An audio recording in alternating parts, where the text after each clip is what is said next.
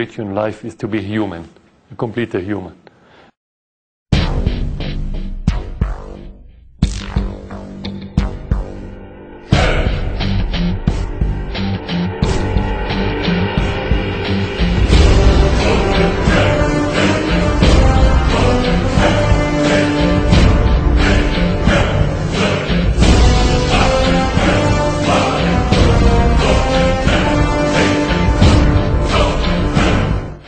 الشيء المؤكد في هذه النقطة لا يمكن أن يكون هناك شرق أوسط إلا كما يريده أبناء الشرق الأوسط.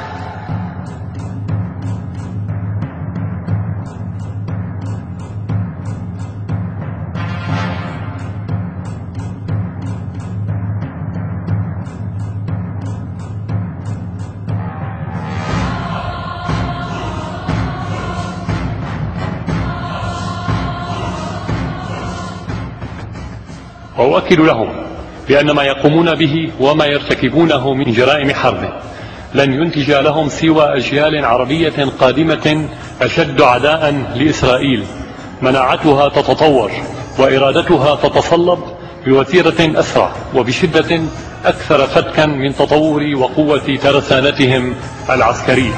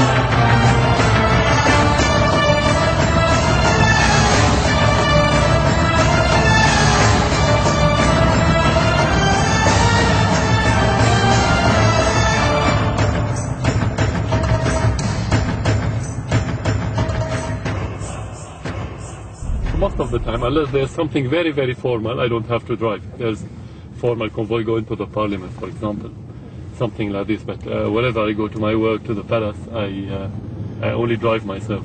But it's very unsecure. No. Syria is a very secure country. Not bulletproof. You can open the window, check it. Open your window? Yeah.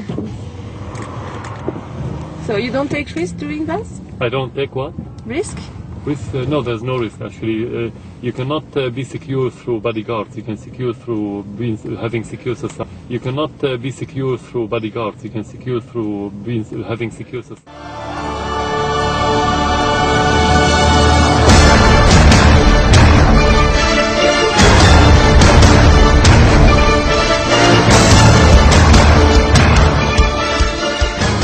باسمكم أوجه التحية لأبنائنا في جولان سوريا ونؤكد لهم إنكم أيها الأبناء عائدون وإننا عائدون.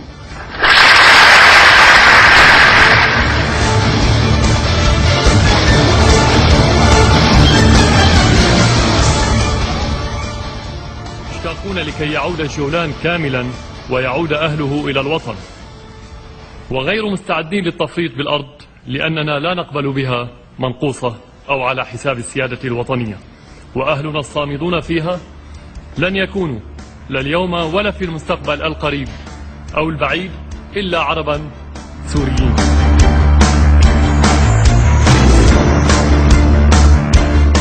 إنه لا سلام للضعفاء في هذا العالم. إذا كان المنطق هو منطق القوي فقط وليس منطق العاقل هو الذي يقود ويسود في هذا العالم، فلا يبقى خيار سوى المقاومة.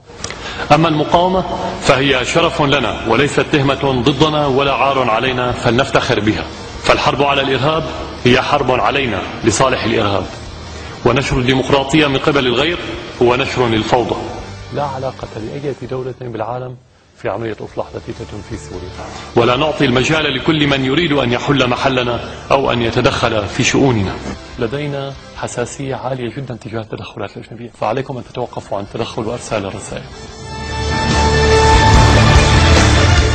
حكاية الولايات المتحدة في لبنان لا تختلف عن حكايتها في فلسطين.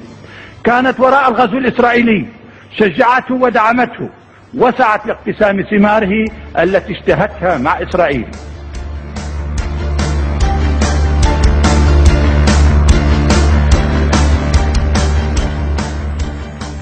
حذرت الولايات المتحدة سوريا من محاولة زعزعة استقرار العراق ولبنان بحسب ما أفادت وزارة الخارجية الأمريكية. Syria still allows its territory and parts of Lebanon. بيروت دمرها شارون وحماها حافظ الأسد.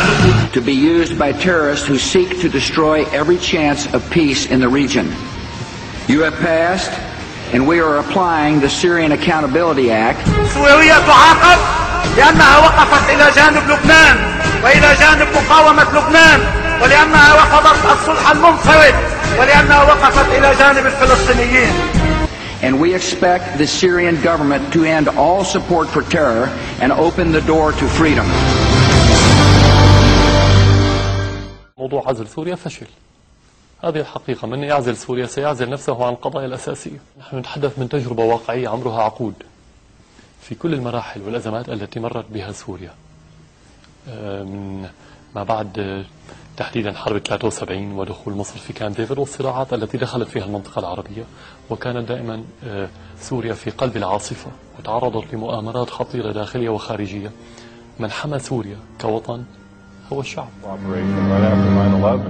For a couple of years between Syria and the United States over Al-Qaeda and Al-Qaeda suspects. And that's one of the things that was lost when the Bush administration started to adopt a more anti-Syrian attitude, particularly when Syria started to oppose the U.S. invasion of Iraq. إن الرئيس الأسد يتخذ قرارات قد تعني الحرب أو السلام في المنطقة. نعلم أنه يستمع لإيران وحزب الله وحماس، ومن الأهمية بمكان أن يستمع إلينا أيضا كي تكون العواقب المحتملة لتحركاته واضحة. لا شك بأن الشعب العربي عبر تجارب العقود الماضية تكون لديه حس عفوي بالاتجاه الصحيح.